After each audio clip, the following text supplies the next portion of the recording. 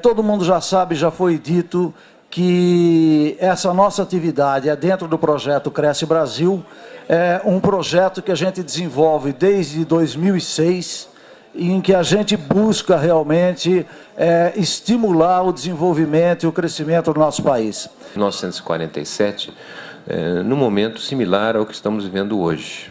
Nós realizamos a Copa do Mundo em 1950, num momento de grande dificuldade no mundo, porque basicamente o mundo saía de um grande conflito mundial, que foi a Segunda Grande Guerra Mundial.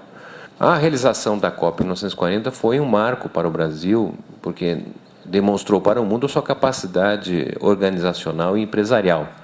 É bem verdade que as 6 cidades-sede que nós tivemos, teve um estádio numa determinada cidade que terminou sendo construído, inclusive em grande parte, de forma comunitária, cooperada aos próprios militantes, digamos, daquele time de futebol e envolvidos com a decisão de realizar um grande evento no Brasil, terminaram arremangando as mangas das suas vestimentas e ajudando na própria levantamento daquele estádio. Associando a experiência de outros países que realizaram eventos dessa natureza, nós teremos uma somatória de investimento muito grande.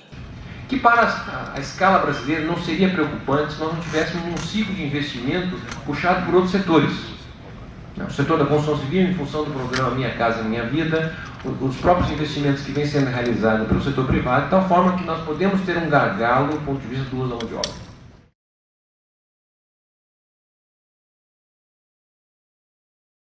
Do engenheiro brasileiro, até pelo fato de nós não termos grandes corporações de engenharia brasileiras. Temos alguns lampejos dessas corporações, no caso do setor aeroespacial, com a Embraer, e com um esforço aí de estruturação das nossas grandes empreiteiras, Odebrecht, Promon e outras.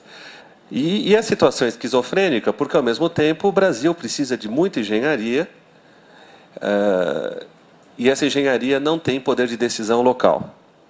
Então, é muito comum que, nesse esforço atual econômico, você tenha engenheiros brasileiros sendo liderados por indianos, chineses, japoneses, belgas, suíços, suecos, alemães, americanos. Mas eu acho que falta, Márcio, aqui no Brasil, uma mobilização para que a gente tenha corporações de alta tecnologia, além do setor aeroespacial. Ou seja, na questão das comunicações digitais, e eu coloco todas as comunicações digitais, rádio digital, TV digital, internet de banda larga, fixa, móvel, fibra óptica, nós estamos muito ruins. Agora, nós podemos usar a oportunidade da Copa para ter um movimento que não seja linear, mas que seja um movimento exponencial.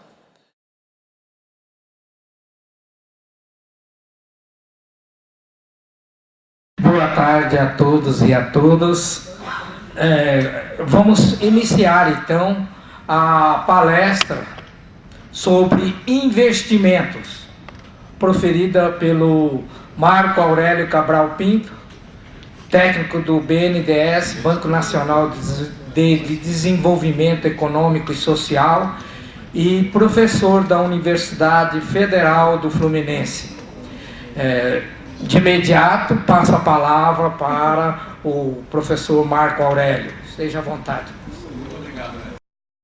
O máximo que nós podemos tirar desse período de investimentos que vai se realizar de qualquer jeito para o futuro das nossas gerações. Eu gostaria de recolocar essa questão e dizer o seguinte, olha, legado vai ser aquilo que nós vamos fazer e que precisaríamos fazer de qualquer jeito, portanto, ele, de certa maneira, é uma aceleração do que nós teríamos que fazer de qualquer jeito, e também, somado a isso, coisa que provavelmente nós não faríamos. Então, assim, é tentar aproveitar esta oportunidade agora para a gente transformar o processo de urbanização brasileiro. Não é mais do mesmo ou menos do mesmo a discussão que nós estamos aqui propondo para vocês. É a gente tentar rever o próprio processo de urbanização e recolocar o país dentro de uma outra trajetória. Naturalmente que nós temos que nos preocupar com o futuro e muito assim, com que benefício o país contará para, no longo prazo, com a realização das Copas? Essa é a grande pergunta, né? O sindicato aqui de São Paulo e a FNE me fizeram essa provocação de pensar na Copa do Mundo há alguns meses. Assim, eu estive na Cidade do Cabo meses antes da realização da última Copa. Eu vi as obras sendo realizadas, Murilo, mas não vi nenhum processo de transformação. Tão breve acabou os Jogos, a Cidade do Cabo, Joanesburgo, voltam para a situação idêntica à anterior, com um pouco mais de equipamento urbano.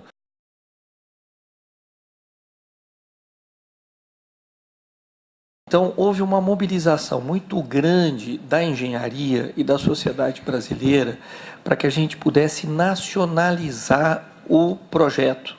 Ou seja, a ideia de que nós somos capazes de fazer o projeto. Nós tivemos, a partir da década de 60, durante 25 anos, um fenômeno da maior importância na engenharia brasileira, que foi a constituição de um Estado-Maior de Engenharia, que foram as empresas de consultoria de engenharia e arquitetura. Nessa batalha pelo crescimento, pelo desenvolvimento, o que aconteceu? Ficou muito claro que se a gente não tiver também empresas de consultoria de engenharia e arquitetura fortes, articuladas, nós não vamos chegar lá. A Argentina desmontou isso, vocês viram o que aconteceu com a Argentina, não é? O Brasil desmontou 80% nesses 80 anos, conservamos ainda 20% e agora está tendo as condições de retomar esse Estado-Maior da engenharia que pensa 5, 10, 20 anos os projetos de engenharia. Mas o Sinaenco é um sindicato que congrega não profissionais, mas empresas dos setores de arquitetura, engenharia consultiva, fiscalização, supervisão de obras. E o Sinaenco foi a campo a vistoriar os estádios que são a peça mais emblemática dessa Copa. O cenário encontrado foi lamentável. Lamentável em relação aos estádios, e lamentável quando esse programa foi expandido para obras de arte, viadutos, túneis, e a gente constatou que o país não acredita em manutenção. A nossa expectativa tem que mudar em relação a quem nos gere, a governantes em todas as esferas, a contratantes, enfim, a nossa expectativa enquanto cidadão, ela tem que mudar de lugar, ela tem que se elevar. Nós temos que começar a exigir ou a não exigir coisas melhores e não aceitar qualquer coisa. A arte do possível não leva ninguém a lugar nenhum. O Sinaenco vê, e a gente tem acompanhado isso, nós criamos o Fórum dos Arquitetos da Copa, onde a proposta é congregar todos os arquitetos que vêm projetando numa troca de experiências, mas até fornecendo a eles um apoio em todos os aspectos, um apoio institucional, eventualmente um apoio legal, dando a eles condição de entenderem em que contexto estão inseridos. E o que a gente pôde ver é que não há um projeto de país, é que o país vai ter que se mobilizar e parar para atender a Copa, mais ou menos como foi na África do Sul. Fecha escola, fecha universidade, cancela outros eventos, flexibiliza o horário dos funcionários nas empresas. Eu acho que nesse contexto a Copa vai ser um sucesso.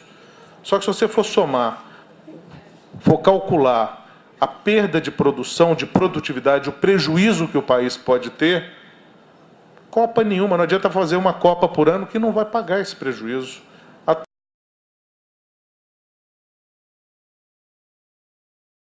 De ressaltar a questão da mobilidade e do transporte. No trabalho que a Federação fez, existe um gráfico onde mostra a quantidade excessiva de veículos automotores, principalmente em São Paulo, Rio de Janeiro e Belo Horizonte. O que nós vamos apresentar aqui, eu queria deixar claro, viu, Leon? Todos os investimentos, as ações, as iniciativas aqui em cursos, né, elas serão precedidas de licitações. Integrar com a expansão da utilização dos bilhetes metropolitanos como o bilhete único e o bom. As regiões metropolitanas tradicionais, como Campinas, São Paulo e Baixada Santista, estão se expandindo num contínuo populacional agregado que vai ficando cada vez maior. Grande queixa da população hoje, que é a superlotação, está sendo modificada a sinalização do metrô, dos atuais. Nós temos um intervalo teórico entre trens de 90 segundos, conseguimos operar na prática com 100 segundos. Vamos passar por uma sinalização teórica de 60 segundos para, na prática, conseguir operar por volta de 80 segundos. O que significa isso na prática?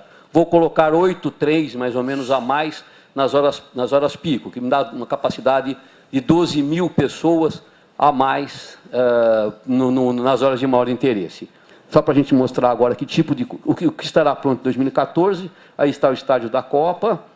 Aqui temos a rede de trem, metrô, que está em obras para 2014. Aqui também as linhas de corredores de ônibus.